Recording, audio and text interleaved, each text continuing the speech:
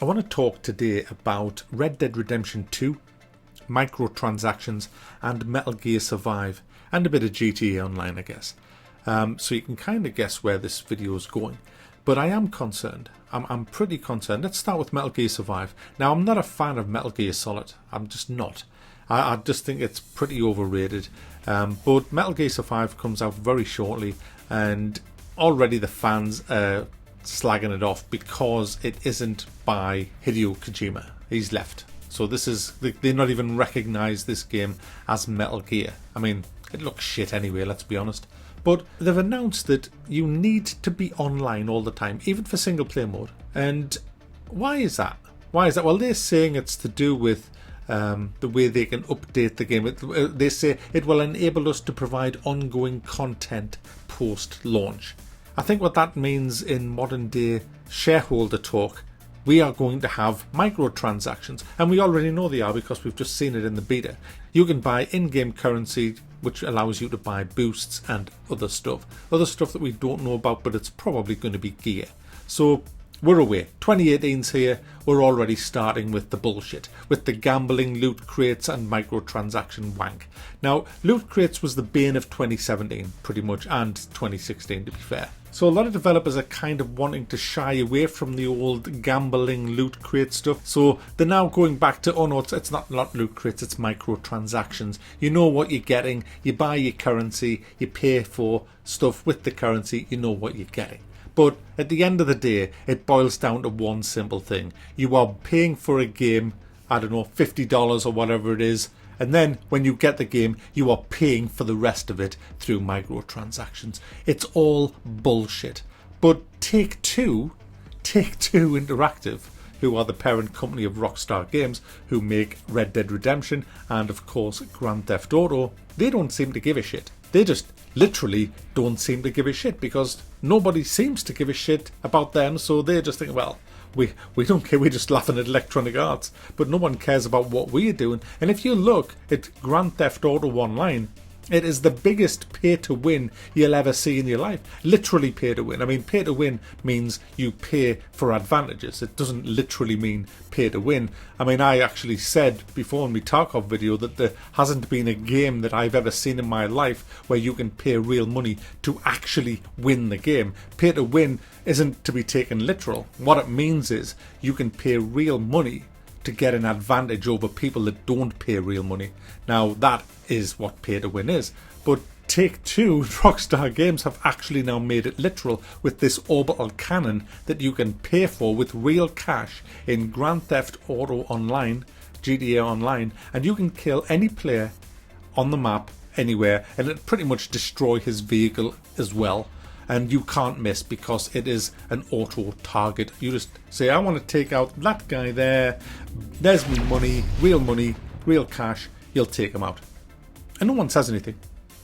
And I think they don't say anything because of the sly way that it was all brought in with Take-Two. You see, when Grand Theft Auto launched, it was single player. You couldn't play it pretty much online. There was no online mode. So everybody bought the game, give it raving reviews, and everybody had the copies of it and they were playing it. And then they says, here's the online mode, by the way. Oh, we already have the game, so hell, why not? Let's go in and play. Oh, you can earn cash, and yeah, it's fun. You earn cash in the game by doing errands and by doing jobs and by winning races and all the rest of it. You don't earn much cash, but you have to grind to get anywhere unless you buy shark cards for real money, and they give you a huge injection of cash where you can buy all the toys, vehicles, apartments and orbital cannons to have fun. Now, because there isn't an end game in that game, people say, oh, it's not really pay to win, it's just a bunch of people having fun in the game. Well, where's the fun if you're grinding something out and then somebody just takes you out with a fucking orbital cannon? I don't call that fun. I call that absolutely awful gaming. It's hideous. It shouldn't be there. It's just there because there's a lot of whales in that game. So that brings us on to Red Dead Redemption 2. Now, we already know that's going to have microtransactions because Strauss Zelnick, who is the CEO, has already said we aim to have recurrent consumer spending opportunities for every title that we put out at this company. Now, he is Take-Two. who are the parent company of Rockstar, who are making Red Dead Redemption 2. So we know it's going to have microtransactions. We also know that it's pretty much going to be online. Now, we also know that it's probably going to be online like GTA Online. It's going to be a separate thing that'll probably come after the game's released. So everybody buys the game. Red Dead Redemption 2 comes out. Everybody buys it. It gets all its glowing reviews, because even if it's a shiny dog turd, everybody's going to give that 10 out of 10, 9.9 out of 10, and the internet's going to break, because it doesn't matter how bad that game is, the hype monster has ensured us that that game is going to sell like nothing we've ever seen before. That's the sad fact about gamers. They are drones. So it doesn't matter how bad that game is, it's going to just probably break all records when it comes out. The most anticipated game ever. I don't know why, because the first one wasn't absolutely amazing. I thoroughly enjoyed it and played it through a lot, and I've played the expansions, but it wasn't that brilliant.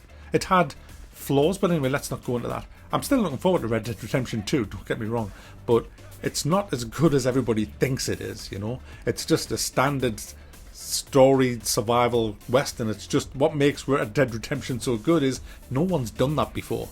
We have all these survival games set all over the place, not in a western. And who doesn't like a good old western? I do.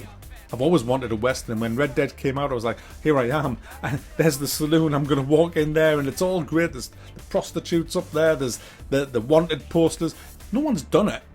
Not like Red Dead, and that's what made it so great. But as a game, it wasn't as good as everybody made out. It was a good game, but it wasn't like the best game ever, is what I'm saying. So Red Dead Redemption 2 is coming out as a single player game pretty much. Everybody's going to buy it, everybody's going to give it the rip-roaring reviews, and then they're going to launch probably Red Dead Redemption 2 Online, or whatever they're going to call it, where you have all the multiplayer stuff. Now, even if it doesn't come out like that, you're still going to all buy it for the single player. So Take-Two know everybody, millions of people are going to have that game in their libraries. So, hey, what better way to make money than have microtransactions, loot crates, whatever you want? Is it going to be pay to win? Well, if their track record is anything to go by, oh yeah, it's going to be pay to win, alright. It's going to be pay to buy better horses, better weapons, you name it.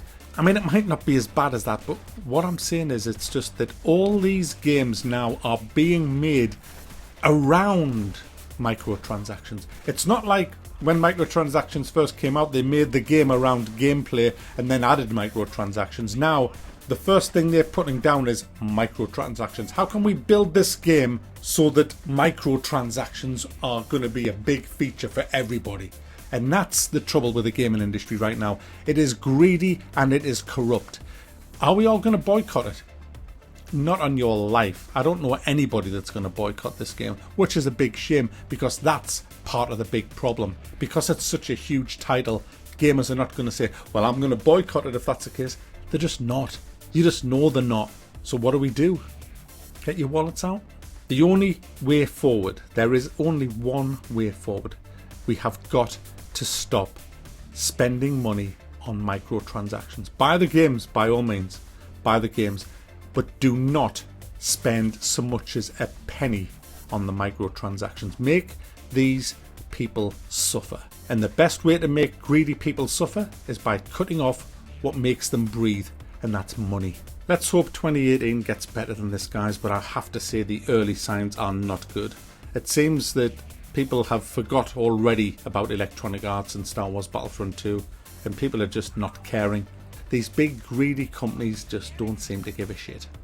They are more than happy to spew out their games, even if they're not top-notch games. They're just spewing them out to consumers who just can't help themselves. They've got to buy it. They give everything like 8, 9 out of 10, even if it's a big pile of shit, and just spend and splurge on microtransactions and loot crates. It's almost an addiction for some people. In fact, it is an addiction, let's be honest.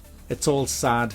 It's all ruining the gaming industry. It's absolutely ruining games, because gameplay and fun are now an afterthought, because the big thing is about how can we sell this game over and over and over in little bits all the time. How can we make Johnny over there want to spend more money than David over there? And then when Johnny's done that, we need to then tell David to spend more money than Johnny, and it just keeps going on and on and on like that. because these people can never make enough money. It's an obsession. We've got to put the gaming industry back in the hands of gamers, back in the hands of developers who are gamers and who are passionate about gaming, not passionate about making money. It's not like being a software engineer for a corporate giant. It's not. Well, it never used to be. It used to be about passionate gamers creating games, and them days have long gone.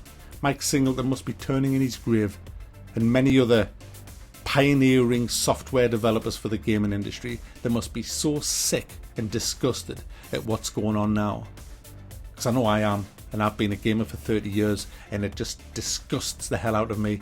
And I'm sick of watching gamers buy all this, making it worse, and then bitching about it on the forums. Stop buying into the greed. Just stop.